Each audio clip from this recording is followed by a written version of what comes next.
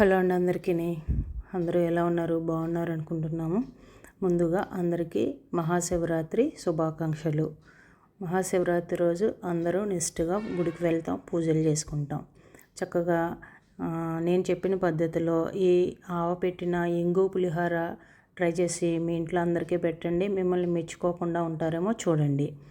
ముందు చింతపండు తీసుకొని చక్కగా అందులో కొద్దిగా అల్లం, పచ్చిమిర్చి వేసుకొని దగ్గరగా ఉడకబెట్టుకొని పక్కన ఉంచుకొని, అలాగే పోపు దినుసులన్నీ తీసుకొని చక్కగా ఎర్రగా వేయించుకొని ఇంగువ వేసుకొని పోపులోనే అది కూడా పక్కన ఉంచుకోండి. ఇప్పుడు అన్నం వార్చుకొని అందులో గానుగ నూనె వేసుకుని 2 స్పూన్లు కలిపి ఒక 5 నిమిషాలు పక్కన ఉంచుకున్న తర్వాత ఇందాక మనం ఉడకబెట్టుకున్న చింతపండు గుజ్జు ఇందులోనే ఉడకబెట్టుకునేటప్పుడే సరిపడగా ఉప్పు, చిన్న బెల్లం ముక్క వేసుకొని కలుపుకొని అది అన్నంలో బాగా కలిసే వరకు కలపండి.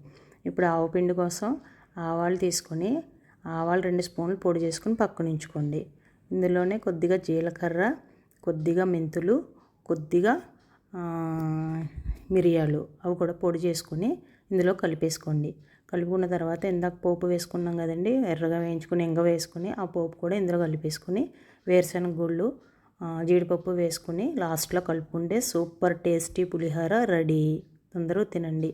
బాయ్ ఫ్రెండ్స్, మళ్ళీ ఉంటాను, మళ్ళీ కలుద్దాం.